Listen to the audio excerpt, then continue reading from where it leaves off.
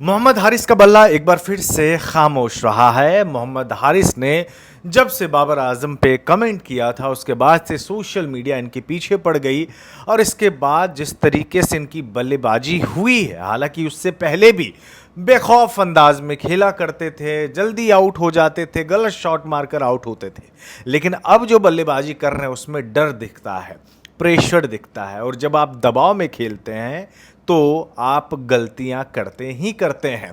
जिस strike rate पर सवाल खड़े किए थे मोहम्मद हारिस ने, आज एक बार फिर से उनका स्ट्राइक रेट देख लीजिए। 17 गेंदों में 14 रन की पारी जो है मोहम्मद हारिस ने खेली है। 82 का स्ट्राइक रेट है, 82 का स्ट्राइक रेट है, यानी लगभग में 3 ओवर मोहम्मद हारिस ने खेले 20 ओवर में और मात्र 14 रन का योगदान दिया। वो तो शुक्र है कि फ़खर जमान का लंबे समय के बाद जो है वो बल्ला चला है, अदरवाइज उनका भी बल्ला बड़ा खामोश रहा है।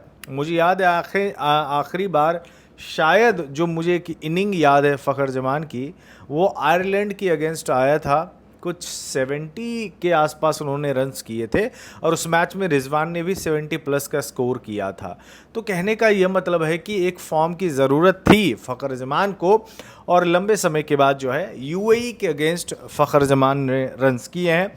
लेकिन बात कर रहे थे मोहम्मद हारिस पे। मोहम्मद हारिस जो है वो दबाव में है, लगातार टीम मैनेजमेंट उनको बैक भी कर रही है, लेकिन ये कब तक होगा ये कुछ कह नहीं सकते हैं। हो सकता है कि एशिया कप मोहम्मद हारिस खेले और उसमें ये उनकी आखिरी सीरीज भी हो जाए, या फिर ऐसा हो सकता है कि मोहम्मद हारिस शानदार कमबैक करे और जितने लोग उनको ट्रोल कर रहे हैं या फिर मजाक उड़ा रहे हैं शायद उनके भी गाल पे जोरदार तमाचा मारे। देखिए क्या होता है ना कि क्रिटिसाइज करने वाले वो तो करेंगे ही करेंगे।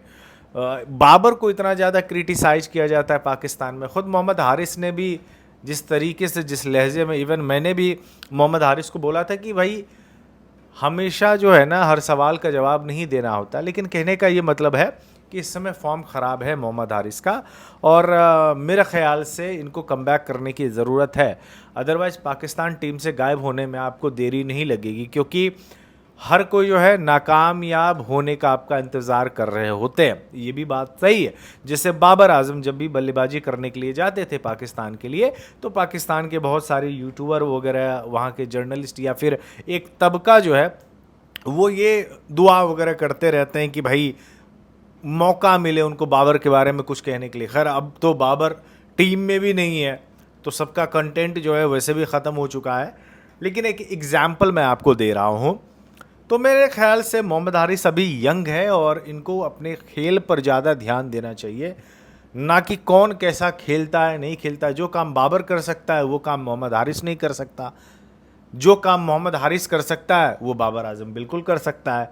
वो इसलिए क्योंकि यार एक टाइम बाबर आजम का पाकिस्तान के लिए फास्टेस्ट 100 का रिकॉर्ड था, बाद में मोहम्मद हारिस ने ही तोड़ा। आई थिंक हसन नवाज़ ने भी रन्स किए। लेकिन कहने का ये मतलब है कि बाबर आजम, खैर वो एक अलग मुद्दा हो जाएगा कि पावर हिटिंग कंसिस्टेंसी आपको दिखानी पड़ेगी। आप दुनिया की किसी भी टीम को उठा के देख लीजिए, इंटेंट सब कुछ नहीं होता भाईजान। जब आप टीम से निकाले जाएंगे ना तो तब आपको जो है ना कोई इंटेंट नहीं देखने वाला है वहाँ पे कि किस इंटेंट से आपने बल्लेबाजी की है।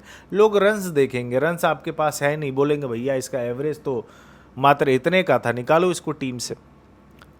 तो ये मोहम्मद हारिस के लिए मैं बोल रहा हूँ कि शायद उनको रन्स और कॉन्फिडेंस की ज़रूरत है। जिस तरीके से मुंह फाड़ के कैमरे पे आके मोहम्मद हारिस जो है जिस कॉन्फिडेंस से बाबर आजम को ट्रोलिंग कर रहे थे, उस दिन हंस रहे थे, शायद उसी तरीके से इनको अब बल्लेबाजी भी करनी चाहिए। लेकिन बल्लेबाजी देखकर मुझे तो ऐसा लग रहा है कि कॉन्फिडेंस इसका पूरी तरह से हिला हुआ है। आप मेरी बातों से सहमत है या नहीं, नीचे कमेंट बॉक्स में ज़रूर बताइएगा। धन्यवाद।